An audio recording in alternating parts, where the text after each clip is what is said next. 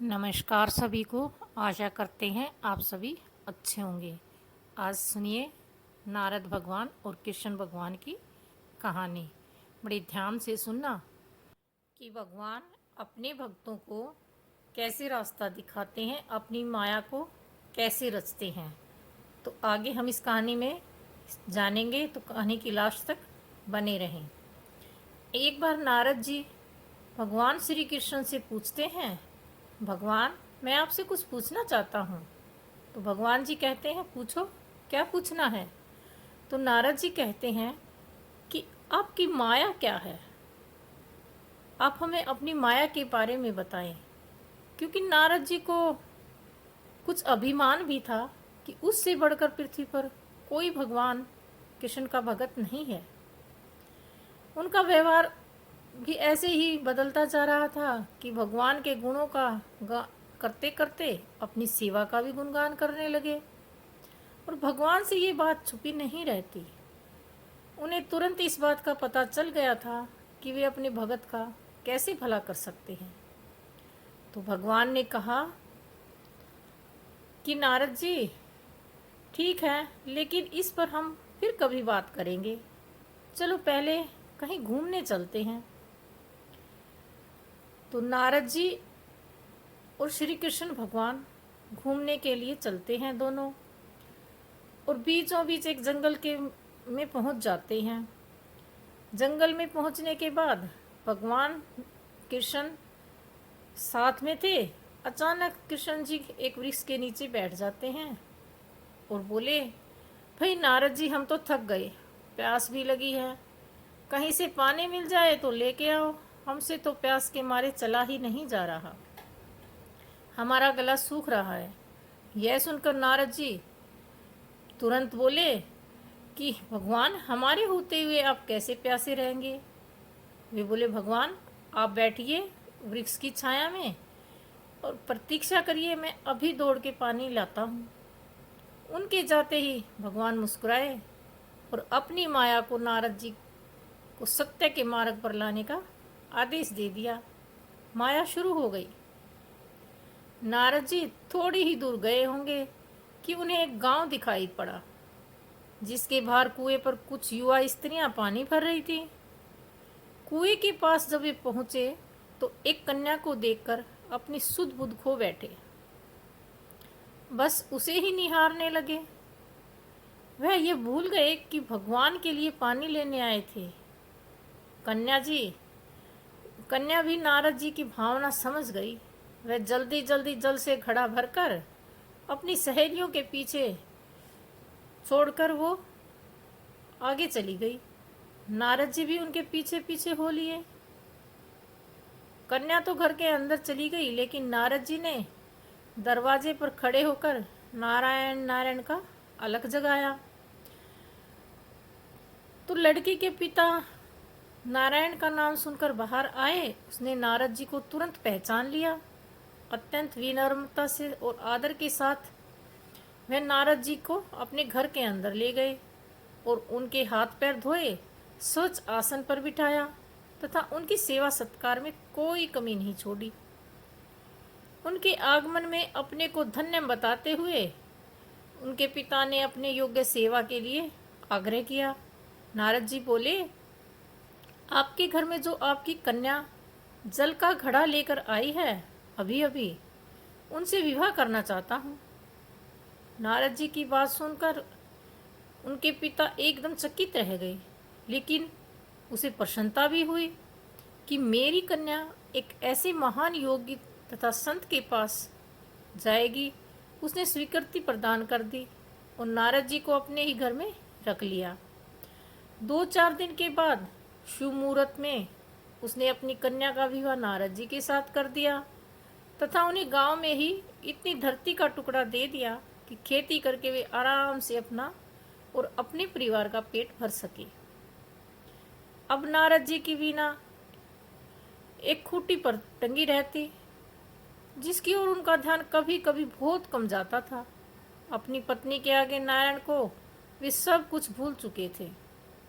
दिन भर खेती में लगे रहते, कभी हल चलाते, कभी पानी देते, कभी बीज बोते तो कभी निहारी बुहारी करते। जैसे जैसे पौधे बढ़ते उनकी प्रसन्नता का ठिकाना ना रहता।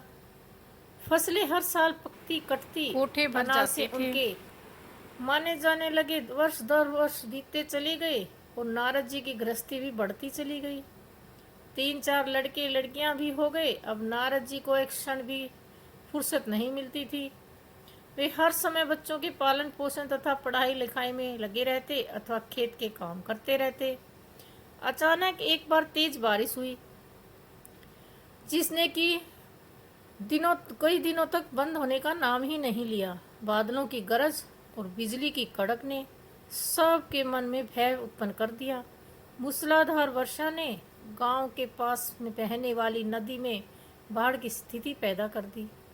चारों ओर पानी ही पानी फैल गया। कच्चे पक्के मकान सभी ढहने लगे। घर का सामान बह गया। पशु भी डूब गए। उनके व्यक्ति भी मरने लगे। गांव में त्राही त्राही मच गई। अब नारद जी क्या करें? उन्होंने भी घर में जो थोड़ा कीमती सामान बचा था उसकी गठड़ी बांधी और पत्नी तथा बच्चों को लेकर जान बचाने के लिए पानी में से होते हुए बाहर निकल ले। नारद जी की बगल में गठड़ी थामे एक हाथ से बच्चे पकड़े और दूसरी हाथ से पत्नी को संभालते हुए। पत्नी भी एक बच्चे को गांठ में बांधकर हाथ पकड़े धीरे धीरे आगे बढ़ने लगी। पानी का बहाव बहुत तेज था। यह भी पता नहीं चल रहा था कि कहाँ गड्ढा है, कहाँ टीला है। अचानक नारद जी ने ठोकर खाई और गठड़ी बगल से निकल गई और बह गई। नारद जी गठड़ी कैसे पकड़ते? दोनों हाथ तो घिरे थे। मन मसोर कर सोचा कि फिर कमा लेंगे। कुछ दूर जाने पर पत्नी एक गड्ढे में गिर पड़ी और गोद का बच्चा भी छूटकर बह गया। पत्नी बहुत रोई, लेकिन क्या हो सकता था। धीरे धीरे वो दोनों बच्चे भी पानी में बह गए। उन्होंने बहुत कोशिश की बचाने की, लेकिन कुछ नहीं हो सका। दोनों पति पत्नी बड़े दुखी होते रोते एक दूसरे को धीर देते हुए कोई ऊंचाई जगह पर ढूंढते हैं। एक जगह आगे चलकर दोनों एक गड्ढे में समा गए। नारद जी तो किसी प्रकार गड्ढे से निकल गए, मगर उनकी पत्नी का पता कहीं नहीं चला। बहुत देर तक नारद जी उसे इधर उधर ढूंढे रहे थे, लेकिन व्यर्थ रोते रट उनका बुरा हाल था। हृदय पत्नी और बच्चों को याद करके फटा जा रहा था।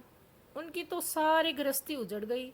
बेचारे क्या करें, किसे कोसें, अपने भाग्य को या भगवान को।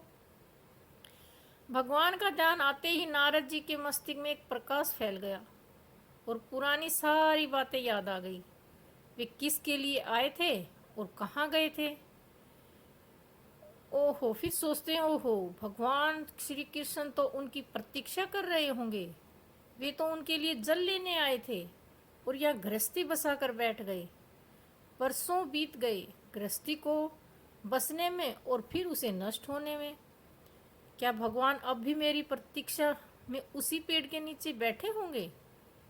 यह सोचते ही एकदम से बाढ़ का पानी दिखाई ही नहीं दिया कि बाढ़ आई भी थी या नहीं, पता ही नहीं चला। और नारद जी वन में खड़े दिखाई दिए। नारद जी पछताते हैं और शर्माते हुए दौड़े। देखा कुछ ही दूर पर उसी वृक्ष के नीचे भगवान लेटे हुए हैं। नारद जी को देखते ही उठकर बैठ गए और बोले, अरे भाई नारद, कहाँ चले गए थे? बड़ी देर लगा दी, पानी लाए या नहीं? नारद जी ने भगवान के चरण पकड़कर बैठ गए और बोले कि हे भगवान, आंसू बहाने लगे। हे भगवान, उनके मुंह से एक भी बोल नहीं फूटा। भगवान मुस्कुराए और बोले, तुम अभी तो गए थे, कुछ अधिक देर थोड़ी हुई है। लेकिन नारद जी को लगा कि वर्षों बीत गए। अब उनकी समझ में आया यह सब भगवान की माया थी, जो उनके अभिमान को चूर चूर करने के लिए पैदा हुई थी। और उनकी माया जो वो देखना चाहते थे वो उन्होंने दिखानी थी। वे सोचने लगे, उन्हें बड़ा घमंड था कि उनसे बढ़कर त्रिलोक में दूसरा कोई भगत नहीं है। लेकिन एक स्त्री को देखकर वे भगवान को भूल गए। उसको पछतावा होने लगा और उनका घमंड जरा सी देर में ढेर हो गया। वे पुण्य, सरलता और विनय के साथ भगवान के गुण गाने लगे। जय श्री कृष्णा, जय श्री कृष्णा। तो भगवान की माया को कोई ना समझ पाया। आज इस वीडियो में आपको ये वीडियो कैसी लगी कहानी, कमेंट करके अवश्य बताएं। और ऐसी ही वीडियो देखने के लिए हमारे चैनल को सब्सक्राइब करें, लाइक करें और शेयर करना ना भूलें। वीडियो देखने के लिए